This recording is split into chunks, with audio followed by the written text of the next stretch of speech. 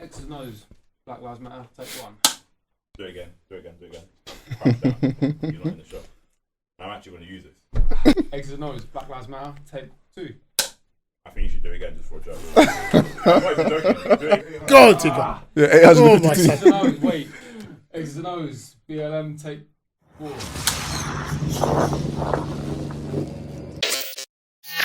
Yo, welcome back to another episode of the X's and O's podcast. It's myself, Mr. Selenkay. I'm joined by the Bronze Bomber. Huh? What are you telling me, baby? You know me, you know my style. Come on, my guy. Very, very special episode today. I'm joined by some rather significant people in the Britball game. And before I get into what we'll be discussing, I think it's about time that they introduce themselves. So, starting from my left, going round. Coach K, Coach XL, whatever you want to call me. Trainer here in London, so Brit ballers, girls, boys, come down, man. I'm here. Yeah, Mike Dunson, former coach of the Olympians, Royal Holloway Bears, and a player for a number of years throughout the British and European leagues. That's me. Kenny Bellow, I wear a few hats these days, mainly managing director with my partner, Phoebe Schechter of the UK Dukes. Jeez. But I'm on the BAFA board, do some bits with BAFCA as well, so all things football. You know when we first started, yeah? The Brit Ball Obama, isn't it? Bro, I messaged this guy, I said, Kenny, we need you, man. Come on, Kenny, man. Help us out, man. You know? The guy was like, the time will come. I messaged him again, Kenny, come on, man. Help us out here, man. You famous. You Britball famous, man. Chasing you for time. For time. So it was a pleasure to actually have you in our presence. You know what I mean? It's good to make it down. Thank you. So topic of discussion today is something that I feel hasn't been mentioned a lot, and we discussed it in the group chat quite in depth as to whether we say something, we do something, but as time has passed, and I don't want to say things have died down or eased up a little bit, but I feel it is the right time to potentially talk about Black Lives Matter. Yeah. So racism is something that exists in every organisation. It exists in the world that we live in today, and I don't think it's something that can be ignored. The reason we've got some coaches and people that played in the past is just to potentially talk about their experiences, if they've had any experiences, or what racism looks like in American football, if it does exist. I guess I can potentially start. I've definitely been victim of racism playing the sport. I think you lot will probably be very surprised, but I went to a university up north, and it was actually in a university game the first time I experienced someone calling me like the N-word on the field. It's crazy, and it sounds like something that would never happen, sort of thing. But at the time, you think, what the hell? Like you get angry and then you leave it. But in hindsight, you think, actually, hold on. Why didn't I report that? Why didn't I say something? Simply because that person now feels like what they've done is got into my head, and it's normal for them to do something like that moving forward. So me personally, I've vowed that if anything was like that was to ever happen again on the field, I'm definitely going to report it, because people like that don't deserve to share field with me personally. And then I recently, got appointed to be a coach at GB Under 19s, and then I was having a conversation with one of the other coaches, and he asked me, why don't many black coaches apply for GB? And I was like, whoa, I didn't know that was a thing. Like, where'd that come from? And he said, it just crossed his mind because I was the only black coach in GB Under 19s. I'm looking at women's, I think it was just you, Kenny, the only black coach in the women's team. Then look at the men's senior, and I think it's just Neo now, and then Coach Jeremy Sims, the only two black coaches there. And I was thinking, whoa, like, for our whole organisation, and I'm not putting it down to racism, I'm just confused as to why we either don't put ourselves forward for these roles, or if we do, why aren't we the guys being selected for such roles? So, floor's open, like, for discussion, I guess. I'll have to ask a question. So since that first instance on the field, have you ever come across it that blatantly again? Or Not that blatantly. I've definitely been in situations where I felt alienated because of the color of my skin. But if I'd be lying if I was to say that's racism, I know it's racism because it hasn't been open, hasn't been in your face. This is racism. But I've told the guys this many a time. I've been in situations where I feel like, and people will say, "Oh, look, you're talking about playing time," but I've been in situations where I know that I should be playing, and exactly that. It's funny when you think about that. But I know I should be playing. Players are going to the coaches saying, "Why isn't this guy playing?" And then that same playing unit go out on dinners and like unit link ups, and I'm not invited, and the only difference I have between those guys is the colour of my skin, sort of thing. And again, I could be thinking like wildly. It could be a thing where that's a friendship group, and I'm just not yet to be in that friendship group. But it does make you think, and that's the way my thought process was. It's like, actually, hold on, how come I'm being alienated from not only this unit but outside of this unit? The coach that I meant to trust and sort of have faith in is further alienating me because I know I should be playing. And it's not a case where we were sharing playing time. There were days where I'd go home angry and I'll be telling the boys, guys, like, why isn't I doing play? And then one day, one of them was just like, bro, I'm sorry to break it to you, but it could be potentially because of your colour of your skin. And then when I thought of it like that, I was like, damn, like, you could be right. And that's that talk about unconscious bias. Yeah. And how powerful that can be. Yeah. And, you know, there's always a talk about it's time for education, not just to educate white people, but to educate black people, black players as well. Yeah. And I think there's a lack of that on both sides. You Yeah. know, people talk about, historically, but a lot of people don't know what actually happened historically. Yeah. You know, so first of all, you have to educate yourself on understanding what actually happened historically. Then you can move forward. But yeah, similar to you, I had an experience where I was playing, and basically I lost the play, and I got literally completely clattered. Yeah. And then the guy stood over me and said, "Oh, yeah, stay there, you black monkey." And in my head, obviously that's my first season playing. What was your first season Senior playing? ball, yeah. Wow. I'm not gonna name the team. Yeah, 100% not. Because the team still exists. But yeah, at the time, similar to you, I didn't feel like I should have retaliated. You know, it's not until years later I realized, I was a victim of racism. Yeah. Whether it be in a sport scenario, it was still racism. Yeah. And maybe I needed to be educated enough to understand that it is racism rather than dusting it over the back of my shoulder when that shouldn't be the case, because it is important to deal with it head on.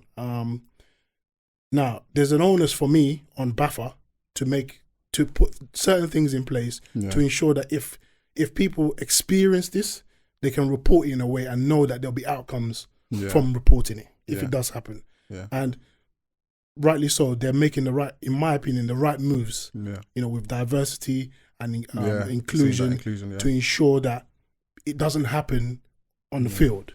Now, my only reservation with BAFA is, as you said, I don't see a lot of people that look like me in senior positions. Yeah. I don't see a lot of people that look like me on GB teams. Yeah. Yeah.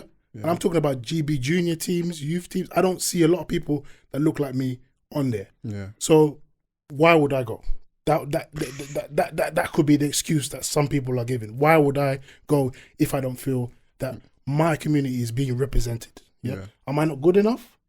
You know, is that the question that a lot of players are asking themselves? Yeah. But for me, I would like to see at the higher level in terms of the board and this new athletes committee that they've formed. A lot of people that make it fair. Yeah. Make it fair. Yeah, I'm with you. Yeah. So to jumpers, and you forgive me, I always kind of start by asking questions. Yeah, that's fair enough. That's fair enough. Yeah. But you said you went to uni up north. Yeah. Right? One thing I always kind of ask people, especially black people when having this conversation, is that alienation, because alienation is they put you to one side, as opposed to being different. Yeah. So I'm saying, so I went to uni in Birmingham, right, and I chose to go to Birmingham because at the time I was 18. I didn't know, I'd never been out of London really. But I was like, I gotta get away from mum. I'm going to the next biggest city, right? When I got there, I was surprised by the number of Asians and then what I perceived as a lack of cultural diversity. And I say cultural because I don't want to jump straight to color. Just again, I would people that listen to the music I listen to, people that listen to ate the food. I understood we just joking just now when we met each other, like how we greet each other or how that's a big thing. So where I went there was like, this is different. Went to the first kind of team social. I'm drinking beer. I never drank beer in my life. I'm with you on that one. What is going on here? And then the music. Can't I, Joe? What? Like, I didn't understand it. So I would immediately, like, without anything happening, I was straight away kind of pulling myself back. Yeah. But then there were other things that I think there were things like within your control. Mm-hmm. And I think there were things then where actually it's them, the team, the consensus being like, you're not really one of us, right? And that's where the discrimination, the unconscious can kind of start to creep in. You mentioned a good word, like education. And it's not, education doesn't mean someone is stupid. Yeah. There are very intelligent people that continue to educate themselves and be educated by other people. That is how you grow, right? Yeah. So how do we make sure people, because the question that was said, like, why are there not more black people putting themselves up for positions of leadership, or are they doing it and being shut down? Yeah. Right. One of the things I spoke about, and we've had this discussion, some of these discussions on as a BAFA board as well, where again I'm the only black one on there, which is not. But I don't know how many other black people applied. You know, exactly that. Yeah. But one of the conversations is, that old school. It's more a soccer analogy, a football, normal football analogy, where a black player joins a team and he's the quick one. Yeah, so you put him on the wing. American football as well, though. And that was my question, because I started off playing a long time ago. I started off playing QB. Yeah. Right. I know, as a statement of fact within myself, I didn't have the strength of will to be a pocket passer. They're big dudes. I'm big now compared to what I was back then. I was probably 150 pounds, like, wow. But I could throw, right? I could really throw, and I could run and stuff. But the whole playbook was like a pocket pass design, right? I can't say that, it was because I was black, I was third string, but when you look at captains, team captains, when you look at the decision makers, who's going to be on the team who does a coach trust on the field? Yeah. If you see something, change that play, right? Yeah. Is there an element of subconscious bias? And it's that same thing they talk about when they talk about commentators in football, how when they describe the black players, he's big, he's strong, he's athletic. When it's the white guys, they see stuff that the vision is, decision making world is class. On point. They're all playing football, and they're all playing like to a world class level. Yeah. But why is it that subconscious distinction is always in there? Fast. And as you said, it's not just we have to teach the white people. Actually, we have to look at ourselves and be wait, am I working hard to say, right, I want to go for a coaching job in GB? We've been there. It's not. I'm not going to say it's not hard. You should work hard at it, but it's not. It's certainly not impossible. Yeah, and it's certainly not out of your reach. So, 100%. But to do that, you have to commit time to like educate yourself, get better in the football terms of things, because then it's very hard for someone to deny you that opportunity. Yeah. But sorry, I went on a bit of a rant, but going back to it, I think it's important to make a distinction between, is it color or is it culture? Big Nasty, he kind of said that thing where I grew up in Patmore Estate, right? Stockwell, London, back in the day. We weren't all just black. There was white people, there was Asians, but we were from ends. Yeah. Right? And music was a prevalent thing. Food was a prevalent. We would go next door, auntie's eating, everyone's auntie, whether you're Asian, that's what I'm saying. Your auntie, So I wouldn't say there's any kind of discrimination there. But when you come out of that situation and you go to somewhere where, I knew people that, when someone tells you where they live and they've got where they're from, and they've got to tell you what it's close to, because they're from some village somewhere, or town somewhere, and you're just like, where they've never met, or they've only met one black person, or the person that, it's important to be aware of, is it because our cultures and the things we know and like are different? Yeah. Or do you actually see me as less than you because I'm black? That's right. Yeah. And making that distinction. If I can just jump in there, because I think it's quite important when we're talking about these kind of topics to get some clarity around definitions, right? What is it actually we're talking about? What does these things mean? And one of the things that I often kind of find a problem with is that people like to throw this racism word around, right? And understanding what racism actually is, because I feel that a lot of people confuse prejudice with racism, right? Yeah. Prejudice is not liking someone for a reason that doesn't really make sense, right? Just because you feel like you don't like someone, right? And too many times, I think we talk about if someone doesn't like black people, for example, then they're racist, right? But that's not the root of racism, right? First, we have to understand that there's only one race, the human race, right? And what racism is a social construct that was derived to attribute to ethnicity based around skin color, right? And racism is rooted in systems to ensure that a society that feels like they are superior keeps the rest of that society down, right? Let's not forget that globally, black and brown people make up something like 90% of the population globally, right? Wow. Anglo-Saxon white people are 10% or less in its population, right? So therefore, I believe, not proven, that racism is steeped in, its creation is steeped in a survival mentality, right? They have to perpetuate, or they have had to perpetuate, some kind of elitism and separation to make sure that that race survives, right? Because the issue that we understand is that black people literally can lovingly and peacefully take over the world. Oh, yes. Right? Only white people have to create wars and beef and all that kind of stuff to ensure their survival. Right? Because fundamentally, they have a recessive gene, right? And that is what has created white people through climate and all these different things over the years.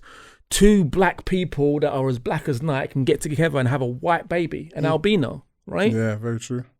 So that is a fact that the recessive gene is what has proliferated enough to create a society that has fairer skin, right? And that's why you've got black people with all different shades of fairer skin. Black people that look white, right, almost, but they're not, right?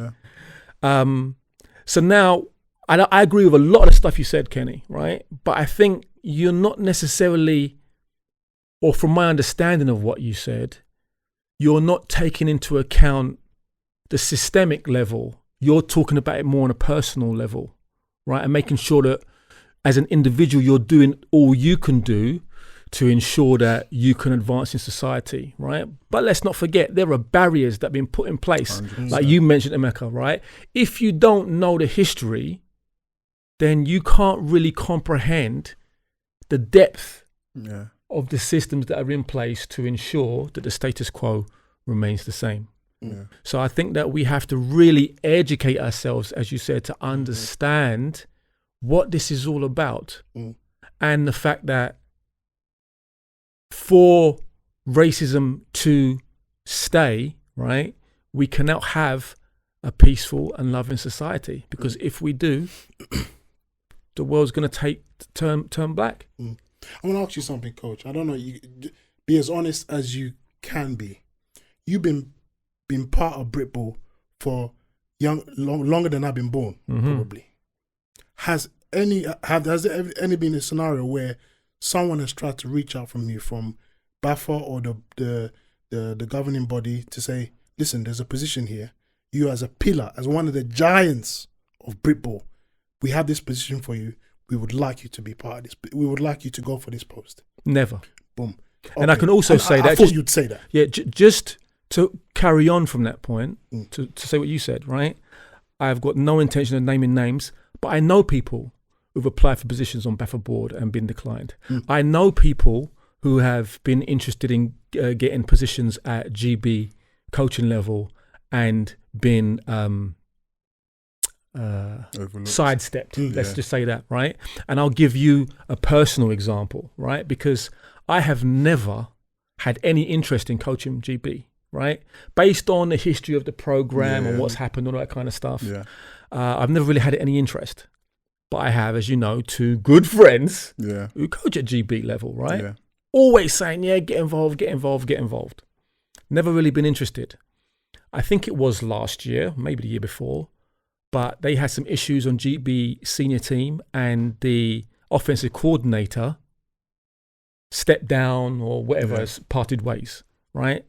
My friend's on the phone to me, hey man, this is a chance, come on, get involved, you can do the job, blah, blah, blah, what have you. I told them clear, I've never made any bones about it. I said, listen, I've never been interested in coaching GB, right?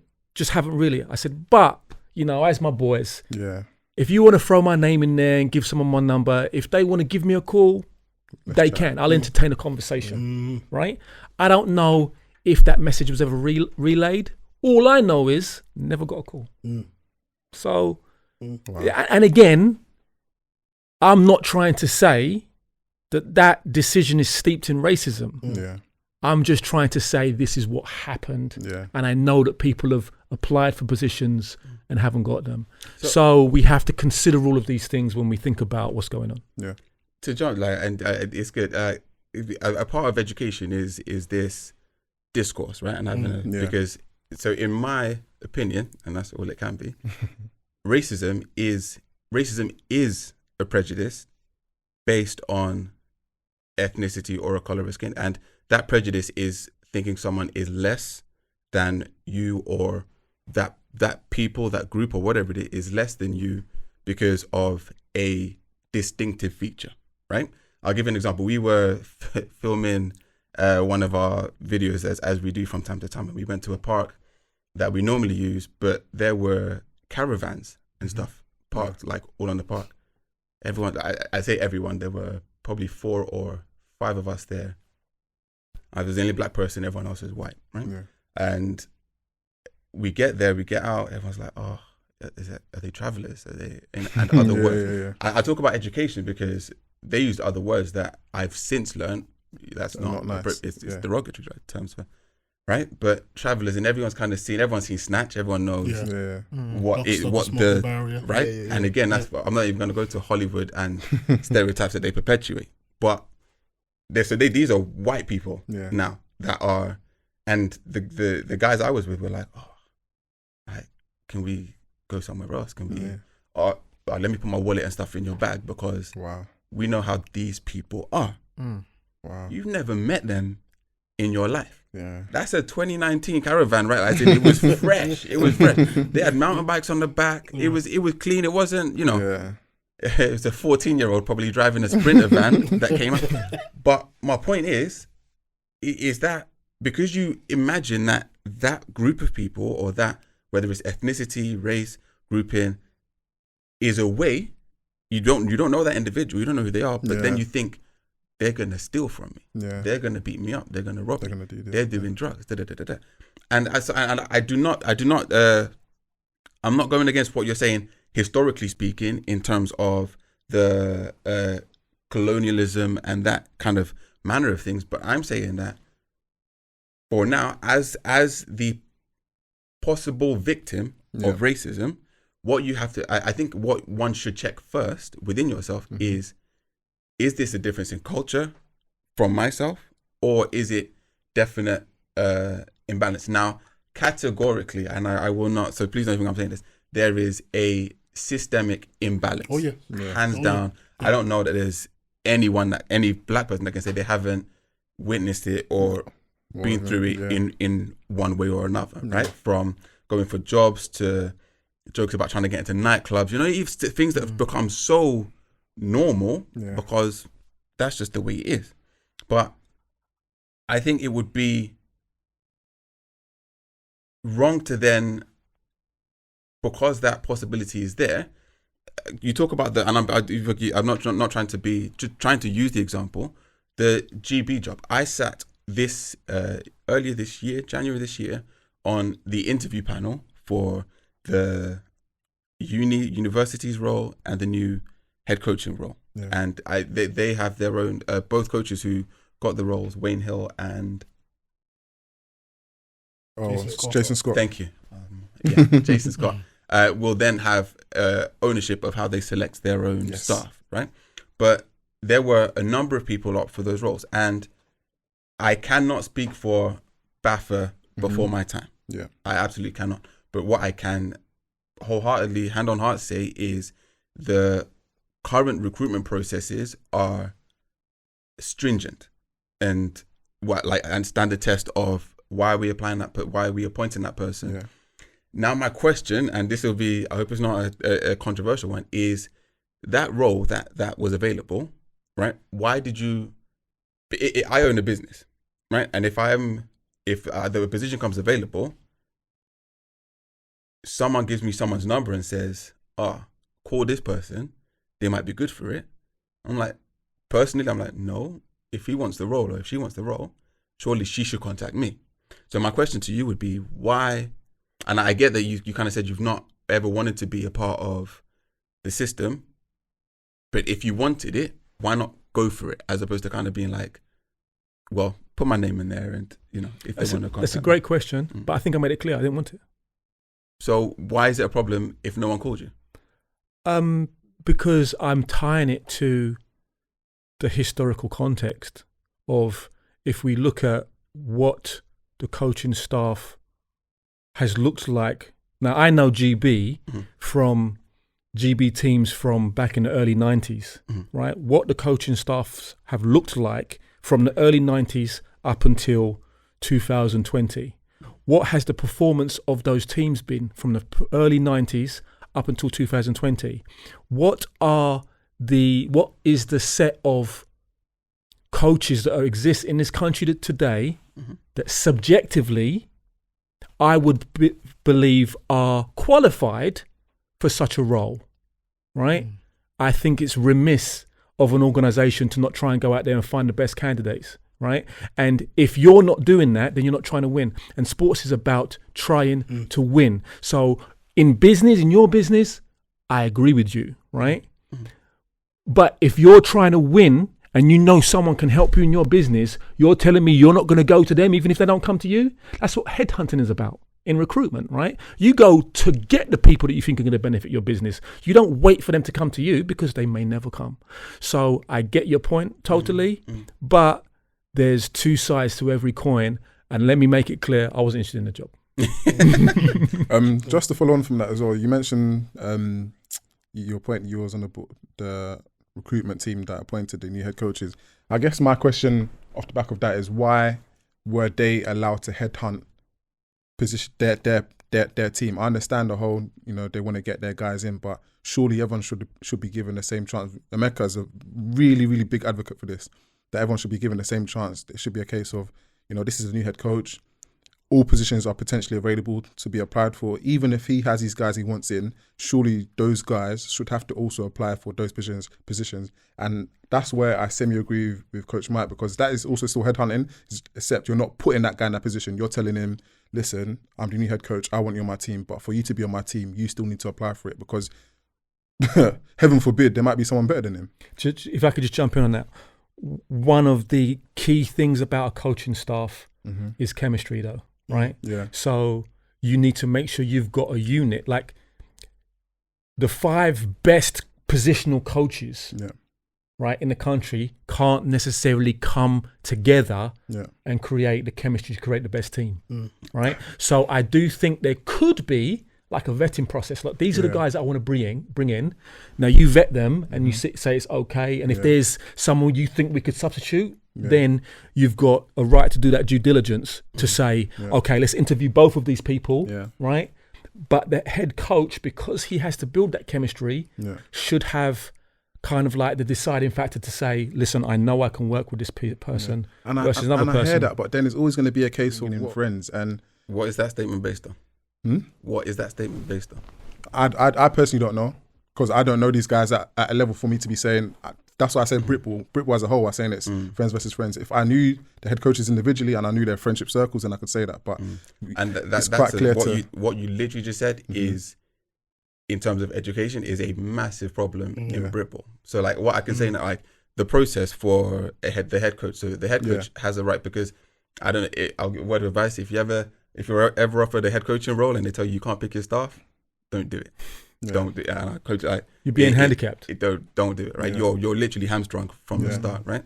But what should be in place and what is in place now that most people don't know about is there is a head of national programs, Mike Hallen. Okay, wherever people feel, the process is in place. Where as the head coach, you have to submit, this is the coaching staff I want, and that vetting process that you spoke about, coach, is in place, right? As well as that, when I went for the wide receivers role with GB Whitman, it was an interview process, albeit with the head coach, because he was the one that was gonna picking. And I, to be honest, I don't know who else applied, right? But I think there is a lot of, and I, kind of throwing my hat in this ring, I'm like, there's a lot of feeling and thought about BAFA and about GB and about processes, by and large, from a lot of people that don't actually know the processes. So, and some people do. I can so some coaches being around longer than me. You're in a group that's rarer and rarer these days. The more I've been around football, but again, and I said before, I can't speak for what was before, but what I know is now those processes are in place. But in order for it to happen, you have to be willing to go and find out, and you have to be willing to. Right, because to the headhunting thing, if you found out that the GB head coach, that people applied for a role, but he went and got a guy, you don't know what their relationship is beforehand, or you don't know does that not leave more room for someone to be able to say, people applied, but he just went and chose his friend, even though everyone knows how it is. Like, you're my, I'm coming to you. You still have to apply for it, but I've come to you. Yes, is that not more room to say? Yes, I know, because that's how the world works. If two people apply for something, but I know this guy and I want him on my team, he gets it. And the thing is, people might moan, but at least that person's name is now on the radar. I feel like we're limiting potential new coaches, like coaches that are trying to get their names out there, or just like doing hard work, because no one's looking for them. No one is giving these guys an opportunity. And I'm not saying that we need to be giving these guys a role, but even if they get the experience of being interviewed by a head coach, that goes a very long way. You made a really good point, which I would just want to bring up, because I think it's key, right? Right now, the process is that the head coach is allowed to control the hiring process for his staff, right? And it's vetted by the head of national programs. Sounds really good, right? But going back to what you said, Wayne Hill and Jason Scott, they've both been affiliated with those GB programs before, right? So you're talking about people just using friends and friends. The same head coaches are just getting recycled. No. So, and I say a strong note to that, because those that applied, just so Wayne Hill, Jason Scott were a number of people, two of a number of people who applied for that role. And again, the interview process they went through was not a case of, it's just someone that's been in. They were head and shoulders the clear, the best for the role. Candidate, So it's not. But how is that objectively measured? Because it's still subjective. And what I'm saying is, I'm not saying you're wrong. I'm just saying, look at the optics. Right? Wayne Hill has been involved with the GB program for years. Jason Scott has been involved with the GB program, not as long as Wayne Hill, I don't believe, but a few years, right? So again, we don't have any transparency into the other applications. And you may be absolutely right. They may have been head and shoulders above the other people that applied. But from an optics perspective, right, anybody on the outside looking in just looks at no change. Word. Am I right? Yeah. You go to the junior squad, you see no change. You see, what is the national program doing to ensure that those who they seem as disadvantaged from where you came from, forget the disadvantage bit, right? That's usually the case. You know, some people. No, he's got- Some he's people. got- How's that? So if he's in the squad, he's in the junior squad. How is that no change? No, I said. I mean, if you see the players. I'm talking about the players, the actual players. Majority of them are white. Majority of the teams. GB How programs have always been based on people that can afford to pay. Yeah. And that's Incorrect. Sorry, no, I say incorrect. Not incorrect. I take that back. I'm sorry. How many kids got cut from the junior and youth GB? Cut. Yeah, Maybe half of them. none. No, oh, you mean trialists or that? Yeah. No, trialists. Quite a few people got cut. Yeah, from the under 17s, as far as I'm Oh, aware, under and we can check 17s. it, Yeah, I'm 19. they haven't sorry, cut I'm anyone, 19. right? So to your point, there will certainly be some kids that couldn't afford to go, right? So, and that is something that we need to look at. So I didn't mean to jump on that, but my point is, if they've not cut anyone, if everyone that could go is still a part of the program, who is that? Like, how can basically, if I took myself down there, I would still be a part of the program, right? So in terms of saying all the players are white, that's who went.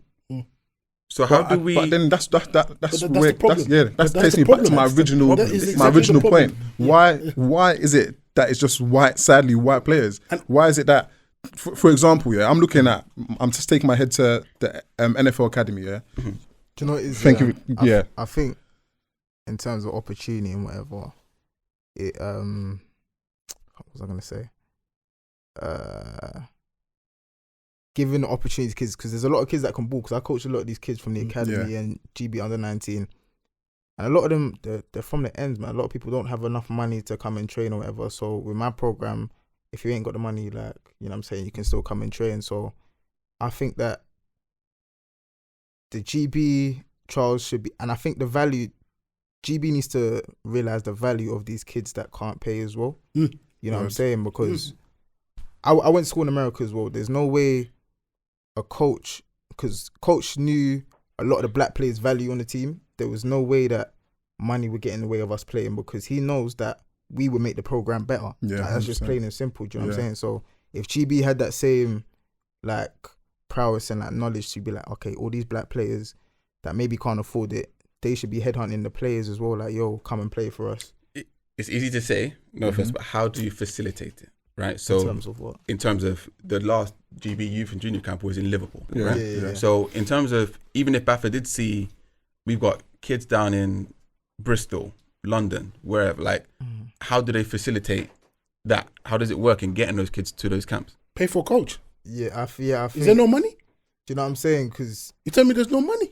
like GB has been going on for God knows how long in it. I'm sure there's some money somewhere to like help with it. Do you know what it is? I'm speaking from a sense of all these game fees I was paying back in the day, like where they go and where to all of this. But I think you have to spend money to make money, because these kids can make you money in the future as well. Do you know what I'm saying? If GB had more exposure, a lot of these kids would be, because everyone's goal is to get overseas, in my opinion. And then GB is a good pathway, I imagine. I'm not sure how it works that much, but to get overseas. So if you're now taking away one of these pathways for the kids, then our growth in the game is not going to be as high as we want it to. Do you know what I'm saying? So GB needs to help be that bridge. I don't know whether, discount it for some people, whatever. I know it might not be, do you know, but sometimes that's why scholarships are available for certain kids, and do you know what I'm saying? I think it's really interesting that as a member of BAFA board, right, that you asked that question, because in my opinion, it's your job to figure it out. Your BAFA, figure it out, because ultimately we talk about, oh, well, all the kids, no one was cut. If you went, you would have gone. You think these kids are stupid? They know it's long. Why am I wasting my time? I know they're going to ask me for £500. It's going to be up in Liverpool. Why am I wasting my time for nothing? Right? I'll be honest. If you're trying to win, what success has a GB under 17 program had? What success has a GB under 19 program had? What success has the GB senior program had? You ain't trying to win, man. Right. You ain't trying to win. Come up with the answers. Don't ask those people, how do you facilitate it? You're BAFA. Figure it out. I asked the questions because it's all well and good to sit here and be like, figure it out, right? To your point. Yeah. Because you said you got to spend money to make money. Yeah. Yeah? is BAFA a profit-making company? We don't know. Short answer is no. No, it is we not. know. Because they don't pay know. salaries. We don't We don't know. Because they pay salaries. I don't know. I don't know what I don't care what business definition we go by. BAFA is a non-profit organization. Okay. When you As a statement, paying a salary does not equate to making a profit. Nobody said you're making profit, right? But the point is that there is money. Just because you don't make a profit doesn't mean you don't have revenues. True. Right? So if you want to talk about the business side of it, which you may have more insight to all of that about, but I do know that the BAFA accounts are published, I believe yearly, right? Yeah. BAFA has money. So it's easy to sit there and say, we're a non-profit organization. Loads of organizations are non-profit, right? So there is money. So where does that money go? Good, but you can see the accounts. If you said BAFA publishes accounts, so you can see whether this is one of them where the accounts are published. Did you see it? I had a look. I had a glance. It's interesting, but obviously we didn't see the expenses. There's expenses that get claimed we don't see, and that's natural because those are behind the side. Hotels here and there. We don't. That's fine. Everybody's entitled to claim expenses. But aside from that, so you're saying. So for my question, my very clear question is: you read the accounts? I had a glance, if you had a glance, you can't say there are expenses. But you know what? In our team, we have an accountant. Selenkay is also a finance guy that can handle the national governing bodies. He advised us that this is very, very pedestrian. Thank you very much. You read the account. I read it, and the first thing I said when I saw this, all of these guys watching me, I said, this is rubbish. Yeah. Why? From a finance guy. Because there was no ins and outs. There was no profit. This is a profit made. This is any losses. There was no. This is where this went to. It was travel. To be fair, off the top of my head, I can't remember, but it was no. Because we're talking about maybe 6-7 months ago when it last came out. So we done an episode on it. Show on a regular basis, so it would be good to do one of them. We done it. When it came out. We done an episode based on the BAFA accounts, and God bless BAFA. They reached out to us and they were like, you know what, maybe you're right. This needs to be a little bit better. So I'm hoping that when it comes out. If it's this year, when it comes out this year, it's a lot better than it was last time. But so now, and then that takes me on to my next question. From what you saw, right? You said there's money. Like, if we pay, how much? I don't know how much a bus costs, right? To get kids. But if you're talking about you bus the kids there, you said, yeah. From where? Coach. But I don't know how you can. The very teams. Well, just one. Sorry. Because if you're saying bus the kids, right? So if you have one bus coming from London, one coming from where's the camp? Let's put Liverpool. Okay, Liverpool. Where it was. Okay. Yeah. You got kids out there. You got a solid team up in Inverness, like North of Scotland and Wildcats, right? Youth and junior football, solid players. Edinburgh, Glasgow, Manchester, which is really close, so they can probably get there themselves. Birmingham. Go to UEA, Norwich, Bristol, Cardiff. Where, you're saying, figure it out. I'm going to sit here and say it's not possible. Okay, but who are the current champions? So why? This is what I'm talking about. Who are the current junior champions? Who are the current junior champions? You were at Britball. I was there. Who won? There you go. So you only go to the winning team because there aren't better players elsewhere. The majority of the GP players should be from the Blitz. You know what? The thing is, I understand your point. We can't exclude everyone, but V's making a very, very, very serious point. Wait. Let me land. London Blitz are the national champions. Yeah, the NFL. For how many last years? God knows. Or something. Yeah. So London Blitz, you've got the NFL Academy that's in London, and then you've also got Filton Academy, which is in Bristol. All three organisations down south. Sadly, someone has to miss out. And if you're the head coach of the national program under 19s, you're looking at it and thinking, maybe I really need to be looking over here. Maybe I need to make it a little bit more accessible for these guys over here than up north. And it's harsh and excluding. 100%, but right now you're excluding more. But hold on a second. Let's get away from the exclusion game because no one's ever going to exclude North. But what I'm saying is important here, right? And I'm sorry, Kenny, because unfortunately you're representing BAFA here, right? But as a member of BAFA, you've sat there and said it's impossible. So that is a statement that says that there's not going to be any change because we don't even think it's possible. It is impossible. Right? It's your job you want to as BAFA, from British American Football Association. It's your job to figure it out. to say you're going to bus kids from all over the UK to Nobody a said that. practice. Kenny, it's That's possible. exactly Nobody what said I that. The teams That's that precisely what I pay said. No, that's what membership you can do said, it. right? Yeah, Nobody that's fine. here Don't- said you're that. saying I said something was impossible. I'm clarifying what I said Okay. was impossible. What I said was impossible was saying we're going to bus kids from London, Bristol, Southampton, because that whatever money you're saying Yeah. is there will soon not be there. Yeah, You can't yeah, do it. yeah. That is not possible. As a statement of fact. So what I'm saying is That doesn't mean there won't be BAFTA needs change. to come up with Good. what is possible Good. and publish that. Good. So things like the CEO who is the only one that has a salary working on sources of funding that has been publicized. Yeah. If he gets that, is that a means to a solution for us? Yes. Potentially, yeah. Exactly. So, and this is what I'm saying. No, it's not. It's not a Potentially, means to a solution. potentially. Hold on. Funding doesn't mean anything, right? It's where those funds are spent But that it make is the change, right? potentially He a can way get to a he can get solution. in thousands and thousands of pounds in funding. If he doesn't spend that on junior programs, on But that's trying why to it's a get, then it potential. doesn't matter. That's why he said But that's why potential. it's a potential. Yeah, It's yeah, a yeah, potential. I'm not. I can't We- say we don't know I where know he's gonna when put- money yeah. comes. I don't know how much money is going to come in. We don't know. And we don't know where he's gonna put it, funds- but and you don't know. he but- could. because at the end of the day, he's the CEO, That's right. right? He makes the decisions, Yeah. and that's on his head, and he takes that on fully. He says Yeah, that he with does. his, like Yeah, he he doesn't. He does. doesn't mince words about that, right? Yeah. As the board, he will come to us with an idea, and we ratify it, or we say, maybe not that one. Yeah. Yes, that's a good decision to make, and it's okay. So again, that's part of the processes that are in place to make sure things are more stringent, Yeah. right? But if his job is to get in more, because if he was just making just his salary or whatever, if his job is to get these sources of funding, surely that is at least a better starting point Yeah. from where we are now. What I am saying is where we are right now, or where we have been in the past, it has been categorically impossible to say we're going to pay for people to come to camps. Yeah. It shouldn't be the case. I was a GB athlete. I'm a GB. As a coach, I didn't get even expenses, right? You don't get expenses for, you do it off your own back, Yeah. right? Surely the first people you want to get the best coaches there is to say, coaches, we'll Yeah, sort your expenses exactly out. that, If yeah. you can't even do that, how can we start saying, we're going to bring kids to trials Yeah. and practices? You not even made the team.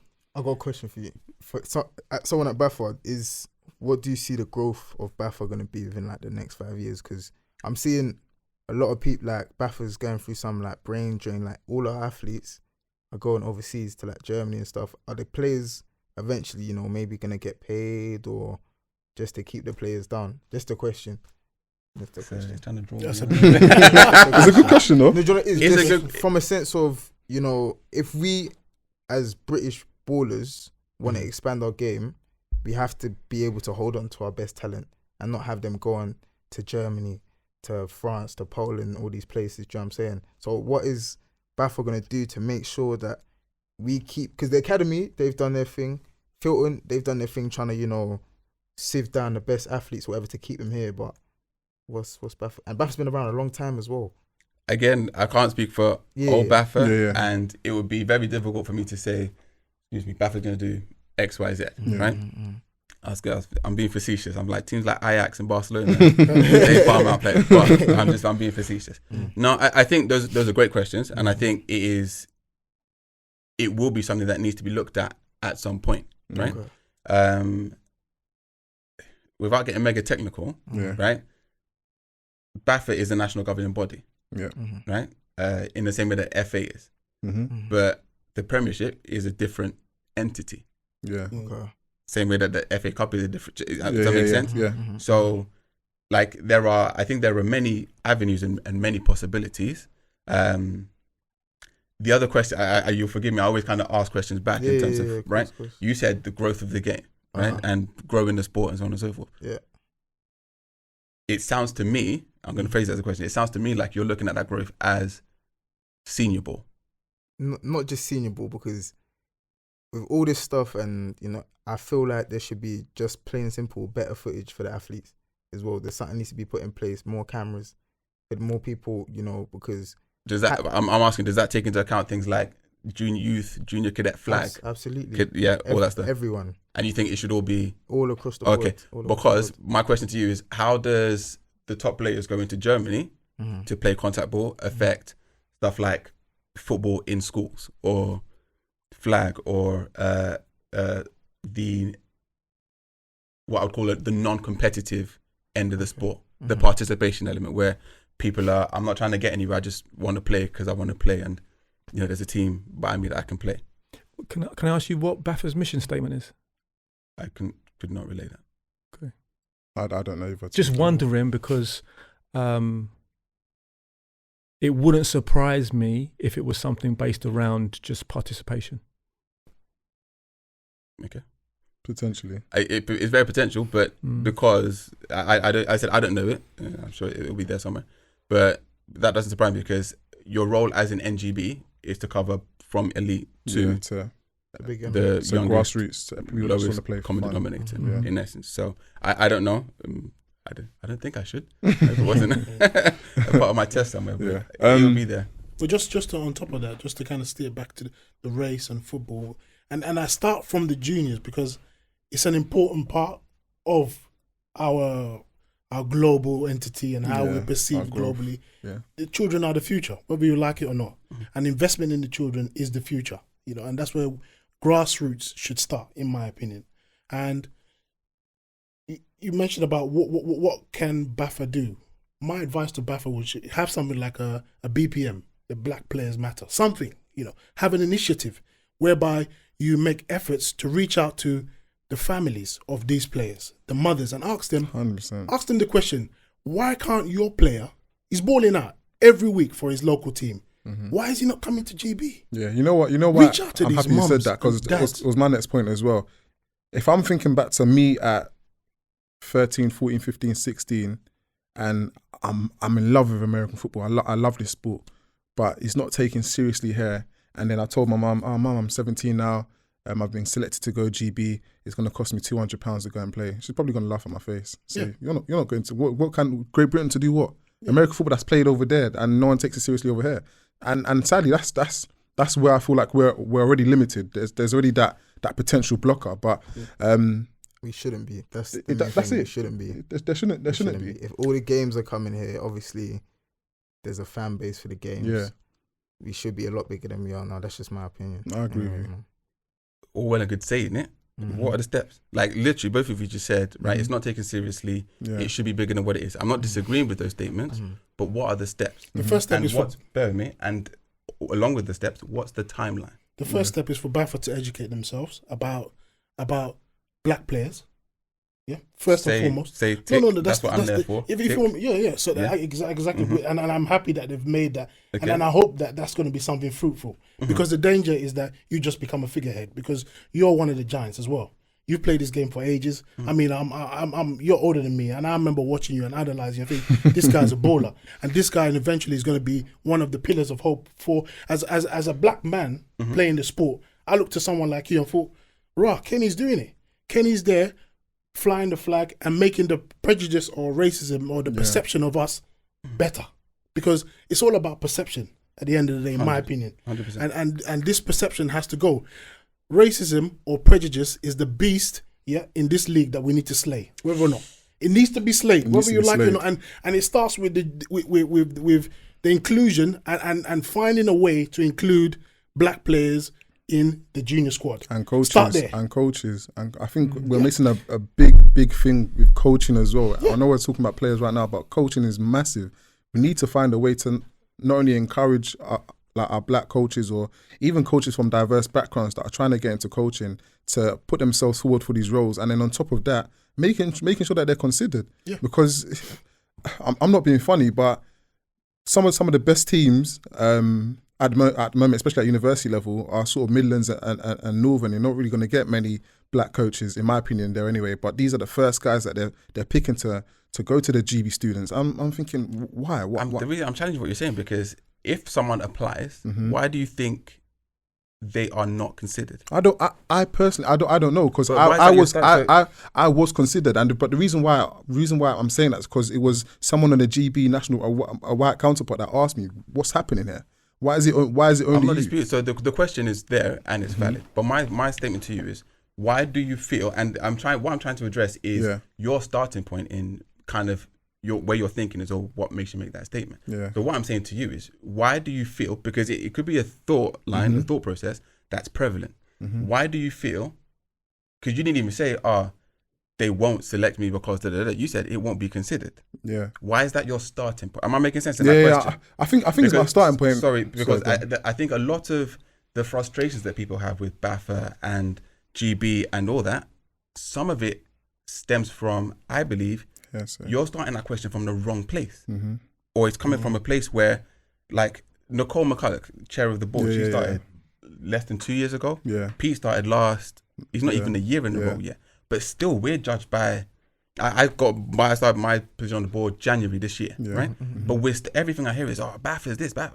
I wasn't even here. Yeah. Just what I'm saying. And I hear you, and that's why we try our best, especially as X's and O's, to give BAFA credit where it's due. No disputing that. And I think we definitely do, but there's sometimes that there's some things that they do that still aggregate me, but then I'm sat right here. So that's what I'm saying to you. So when you say something that they do, what have we done?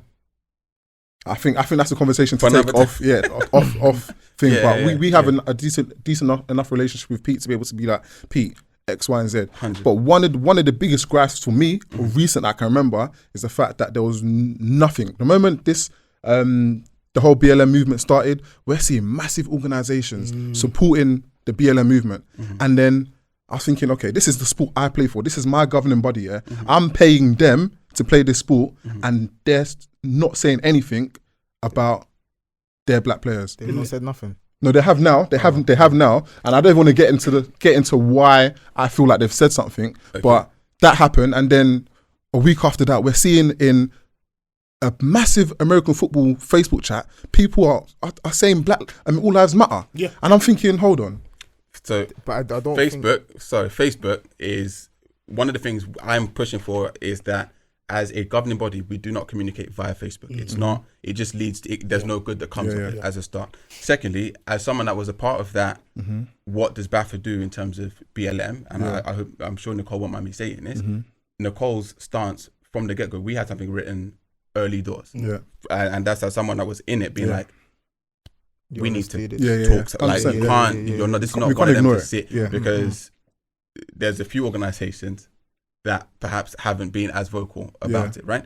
But Nicole's standpoint was that we're not just going to put a statement out without anything in there to actively say back this up. So it's all well and good saying we support Black Lives Matter, I agree, we believe it, and then a lot of people have done that, right? But what we were working on this from April time, just after, maybe even a bit before COVID hit, the Diversity and Inclusion and Athletes Committee that's gone, taken a number of different twists and turns. We were working on that, and she was like, let's finalize that so that when we put the statement out, you can follow up straight away. That's not good enough. I think that's not good enough. This should be just say it right off the bat. Thank you. First and foremost, say it right off the bat. A lot of your players in your league are black. Show solidarity. Thank you. First and foremost. Why do we need to wait? Why do we need to wait for you guys doing your? Because what's the product? If you say it, and it's just air, I would 100% rather someone take their time and tell me, not just tell me, Black Lives Matter, and then do nothing about it. But if there was 95% of people that have done it, I'm not minting words in saying that. But if there was something in the woodwork, then why would that be a problem? That's it. If there's something coming anyway, why does it matter? What is if you guys know something concrete?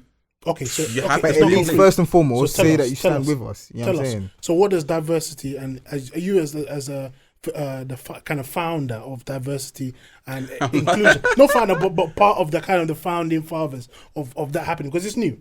What is your in a nutshell? What's your vision for the future in terms of that? My very vision, and I'll tie it to kind of what you've said today, is having a conversation with parents, because my thing about diversity and inclusion is Black people is the whole Black Lives Matter thing is big, and it needs to stay that way, but it also needs to not negate other issues, right, going on in the thing. So the thing with having those conversations with those mothers, as you said earlier, of people who are in a place, because it's not just, I said, growing up on my estate, right, where I grew up, like there was a bunch of us, and not all just Black, who couldn't afford to go wherever, right? For us as BAFA to go into that situation and be like, we're only talking to all the Black mums, would be wrong. My standpoint, right? So with that being the case, part of that diversity and inclusion is having those conversations. Part of diversity and inclusion is you guys, or some, obviously not all of you can get in there, but applying to be a part of that process. A part of that situation, so that your voice is in there. Yeah. Right. The athletes committee is the same deal. Right. We got it won't be coaches, it will be players, but we got players from every format of the game. Yeah. Men's or mixed contact, women's contact, Yeah. flag, all of it. We've got ex-players. It's going to be a part of how it's formulated, right? Yeah. But that being the case, it's making sure that people are able to be heard and have a voice. So That's right. Can I just offer one additional perspective about this whole kind of Black Lives Matter and racism thing, right? And this is kind of starting from the highest high, the NFL, all the way down. I'm not trying to say that the representation that we have in our sport is the same as the NFL. But if we look at the historical context, right, sports in general has a dichotomy around racism, right? Because we have black people have prejudices that work in our favor when it comes to sports, because people just assume, he's a black kid, he must be good at sports, right? And that is not necessarily always the case. And then you can have really talented white kids that maybe aren't viewed as good because they're white, right? And these are things that need to be addressed as well. But if we take it to what I'm more talking about, which is the systemic level, about, I don't believe that racism is just a personal prejudice, right? I believe that at the end of the day, I can hate a traveller all I want, right? I can't do anything that's going to affect their access to housing, education, healthcare. That's what racism is about. The ability to put in structural processes that take privileges away from a demographic, right? So what do we think about the idea that if it's accepted that black people have prolific athletic abilities, right? Not saying that white people don't, but generally it is considered a lot more in the black community, right? That the racism more comes in at the level of, well, yeah, they can be the workers, they can be on the ground, but a white man needs to be the coach, a white man needs to be the owner, the general manager.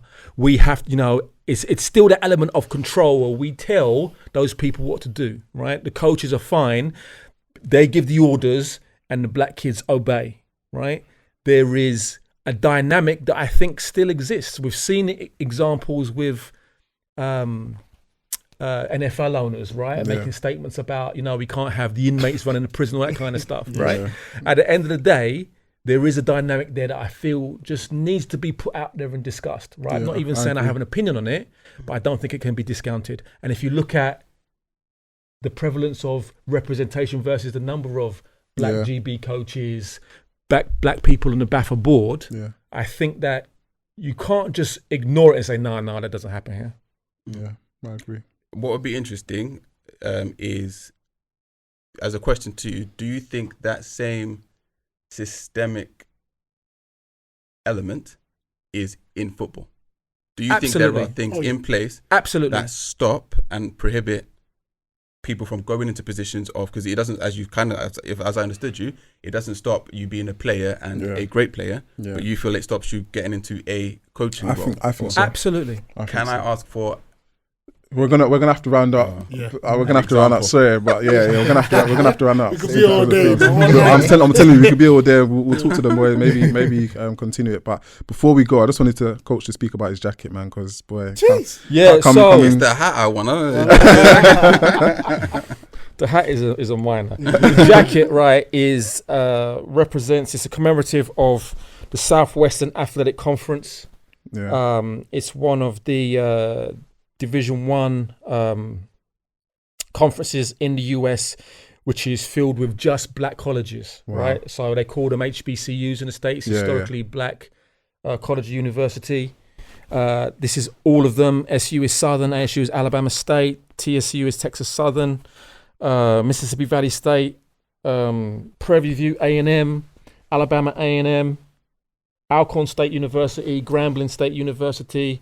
All of the logos and the symbols on the jacket. And I just thought that for a Black Lives Matter discussion, it's prevalent that we educate ourselves about the HBCUs. And there is a big move at the moment in America. A lot of top basketball recruits are starting to commit to, or talking about committing to HBCUs to grow that element of financial support in the black community. Yeah. There's already been one football player that has decommitted from Cincinnati University. I can't remember his name. Wow.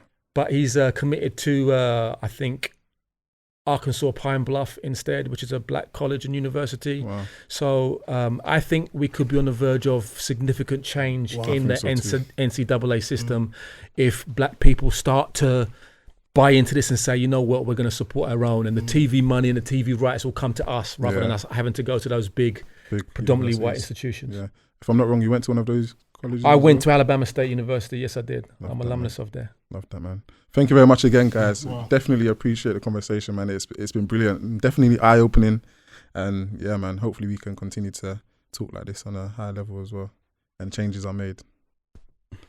Peace out, guys. Quality. Wow. Lovely. Wow. Oh my God.